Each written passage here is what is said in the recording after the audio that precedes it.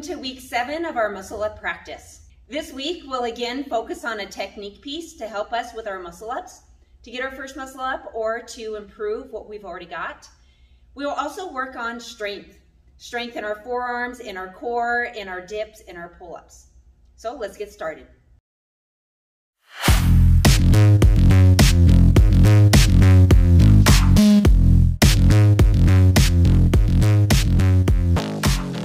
For this week's technique piece, we're going to work on some boxes and practice some of the swinging that's going to be involved in the muscle up. Using the boxes is going to make it a little bit easier because there's more stability in the boxes than there are on the rings. There are 3 movements that we're going to look at. One of them is the support swing, the second one is the dip swing, and then we'll finish it out with a dip rise. Let's take a look at each of those movements. Our first movement is a support swing. For the support swing, what you want to do is put a couple of dumbbells on top of the box, come up into what's like a dip, and then you're simply just going to swing your legs. Very much like what you'll feel in the muscle up on the rings.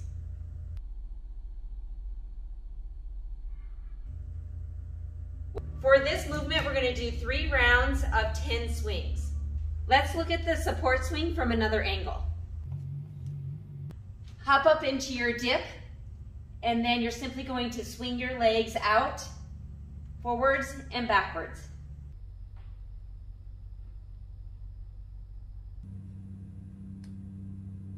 For the dip swing, you're going to be at the bottom of the dip, and from here you're going to swing your body. For this movement, you'll do 3 rounds of 10 reps.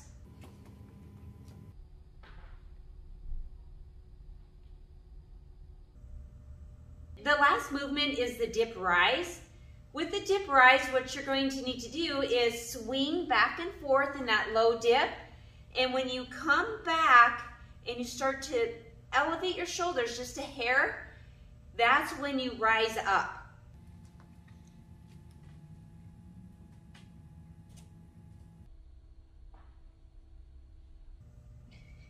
Where you want to rise is when you're on the backward part of the movement and you feel your shoulders coming up just a little bit. A common mistake is to try and rise when your shoulders are still too low before they've come up on the back part of the swing. Let's take a look at it again.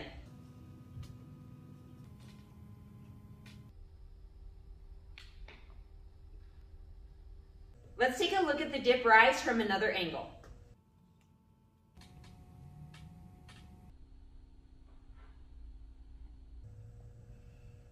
The dip rise is a little bit harder, so we're going to do 3 rounds of 5 reps. That's it for our technique piece this week. In summary, it'll be 3 rounds of 10 reps of the support swings, 3 rounds of 10 reps of the dip swings, and 3 rounds of 5 reps for the dip rise. Now that we've finished the technique practice, let's go ahead and look at the strength components.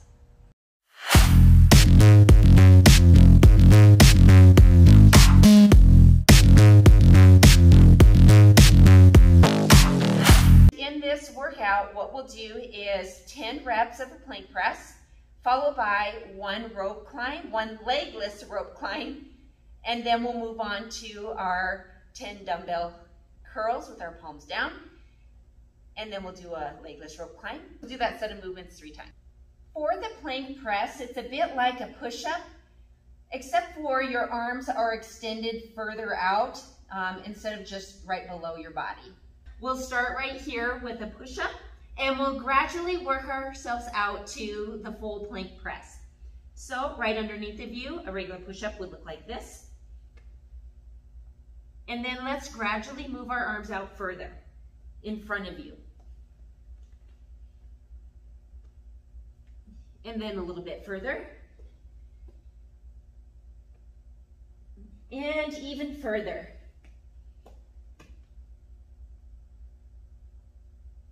Ideally, you would do 10 reps at whatever distance you can get 10 reps in continuously. So if you want to do the full movement, you do 10 reps out here, and they would look like this.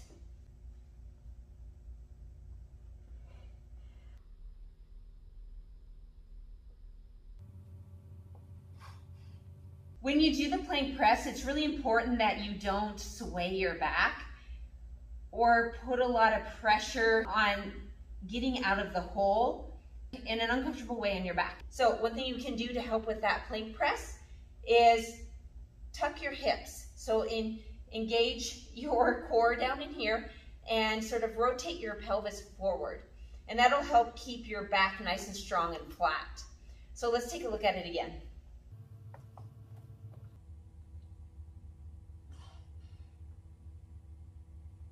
Another thing that helps with these is to squeeze your legs together and really tighten your butt.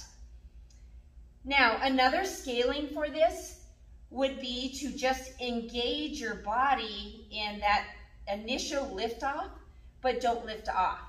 So, and just hold that for 2 seconds. So it would look like this.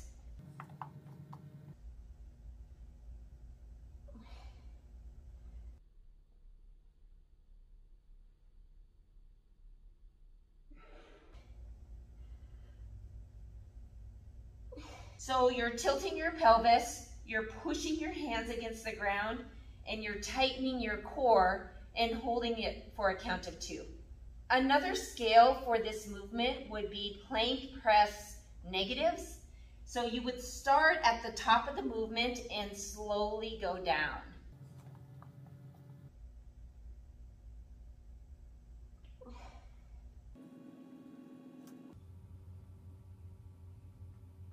So again, when you do that plank press negative, you want to make sure that your pelvis is tilted, that your core is engaged, your butt is tight, your legs are tight, somewhere between 3 and 5 second count as you go down.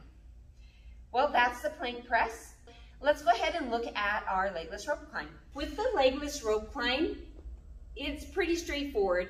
You're just going to climb up the rope, and as you climb, you want to try and pull your arms to your belly button, and you're just not going to use your legs, so let them dangle down below you. This is what it will look like.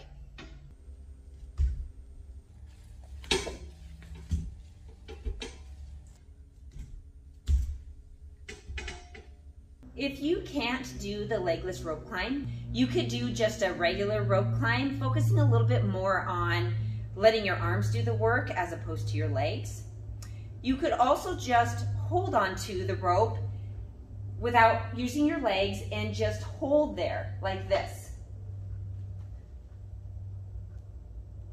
And that could replace your rope climb without your legs. So any one of those options will work. So far we have 10 plank presses and 1 legless rope climb. Our next movement is a barbell curve with our palms down. Let's take a look at that. For this next movement, we'll take a barbell and we're going to grip it with our palms down, and we're going to work over our lap, and we're going to rotate this bar up and then go back down.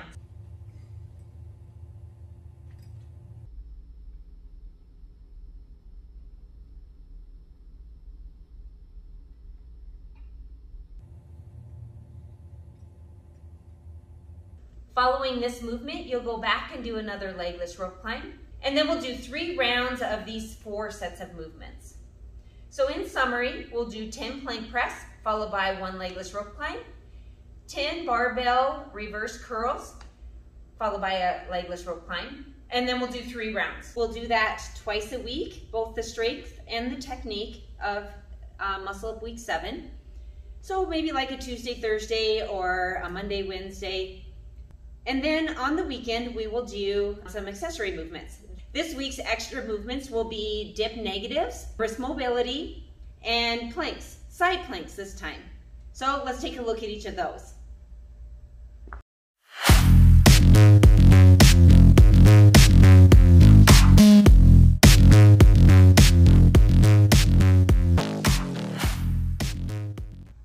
First of all, let's take a look at our wrist mobility. We're going to do a desk height wrist mobility, countertop, tabletop, whatever you have to do this mobility on. And we're going to do some side to side and front to back movements. We're going to put our hands flat on the desk, and you're going to lean forward and hold this stretch for 45 seconds. And then you're going to reverse your palms so that they're now facing up, and you're going to pull back towards your body, trying to keep your entire back of your hand on the surface. And then pull back and hold that for 45 seconds. We had our palms facing away from our body on the first movement. This time we're going to put our palms facing toward our body and pull back, and we'll hold this for 45 seconds. In our first movement with our palms up, we had our fingertips facing our body. This time we're going to have our fingertips facing away from our body and pull forward. And we'll hold this for 45 seconds. Next, we're going to have our fingertips facing each other, and we're going to pull to one side, and then we'll pull to the other side. We'll want to hold the movement for 45 seconds on the right side, and then 45 seconds on the left side. And we'll repeat that set of movements 3 times. So 3 rounds of palms down, facing away from you, palms down, facing towards you, palms up, fingertips towards you, palms up, fingertips away from you, and then fingertips towards each other and leaning left and right. Then we're going to take our fingertips and face them away from each other, and we'll lean to the left for 45 seconds and lean to the right for 45 seconds. And then we'll have our fingertips facing each other, leaning left and right, and facing away from each other, leaning left and right. Now let's go ahead and take a look at the dip negatives. The next movement we'll do are dip negatives. Dip negatives are simply just getting up into the top of your dip and slowly lowering yourself down with a count of 5 seconds. This is what it'll look like.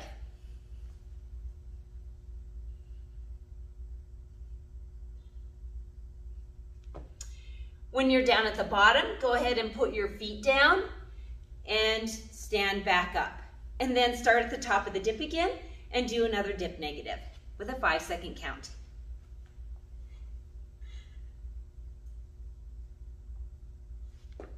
The way that we'll do the dip negatives and the side planks are 45 seconds on with a 15-second rest. So you'll do these dip negatives for 45 seconds, then take a 15-second break, and then move on to your right side plank and your left side plank. Let's go ahead and look at those. For our side planks, you will do 45 seconds on your right hand side. You want to put your arm right below your hand, right below your shoulder, straight arm, and hold this for 45 seconds, and then you'll get a 15-second rest. If you feel like this is too easy, then you can touch toes while you're holding your plank. You can even do like maybe knees to elbow. If it's too hard, then you can come down onto your elbow and go a little bit lower to the ground for your plank. And then once you've done 15 seconds on this side, switch sides. And you'll do 45 seconds on your left side. So in summary, we'll do 3 rounds, 45 seconds work, 15-second rest, and we'll do dip negatives, a right hand side plank, and a left hand side plank. And that'll be it for our extra movements on the weekend.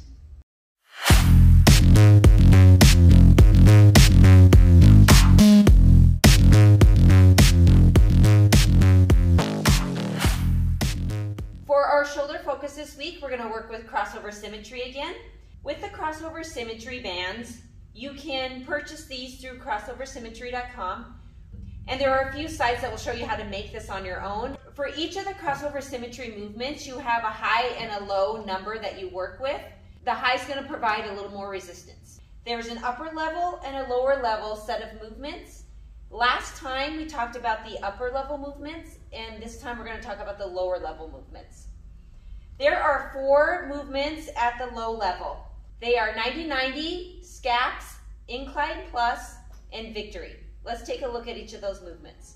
For the first movement, which is the 90-90, we're going to start with a low. With this movement, you want to stand with your feet directly under your body, and you want to give your knees a little bit of a bend. And then you're going to have the bands crossed in front of your body, and you're going to bring them up into a 90-90 movement. You have a 90-degree angle here and a 90-degree angle here.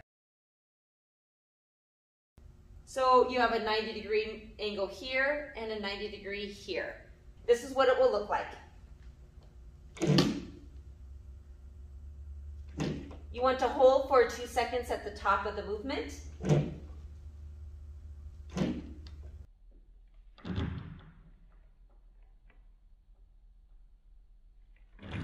And you want to keep your shoulder blades in your back pocket, so down instead of up here at your neck. You will do 8 of those with a 2-second pause at the top. Next, let's look at this caption. For our next movement, we're also using the low, and we're going to reverse our direction, a little bend in the knees. You want to make sure you're putting your shoulder blades in your back pocket with this movement, and you're going to come up at a 45-degree angle. Hold for 2 seconds, and then return.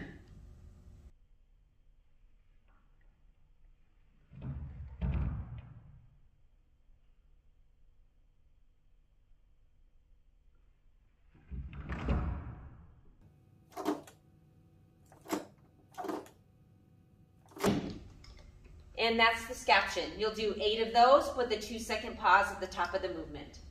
The next movement is the incline plus. For the incline plus, you want to go up to your high. In this case, I'm using 10 pounds, where I was using 7 before. Again, you want to cross them over. And for this movement, you're going to turn around as well. Bring the bands up to your shoulders. A little bend in your knees, and then you're going to come forward and then extend even further. And then come back to your starting position.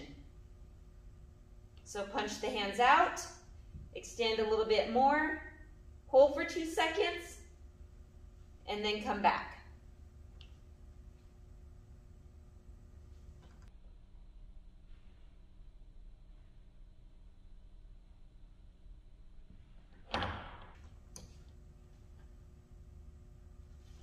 And that's what the incline plus will look like. Next, let's take a look at the victory. For the victory, you're going to go back to your low. In my case, it's the 7 pounds. And you're going to face the wall. With the victory, a little bend in your knees again. Keep your shoulder blades in your back pocket. And then you're going to lift up into a Y or a V. Hold for 2 seconds and then return.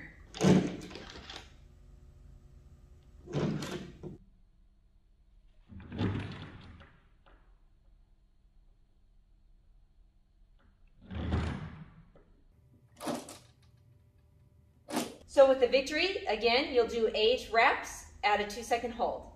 And that's it for our shoulder focus this week. So that's it for week 7. We have our strength piece, we have our technique piece, and you'll do those twice a week. And then we have the extra movements on the weekend. All of these are meant to build in strength and technique so that you can improve your muscle ups or get your first muscle up. Thanks for watching. Be sure to like the video and subscribe, and we'll see you next time.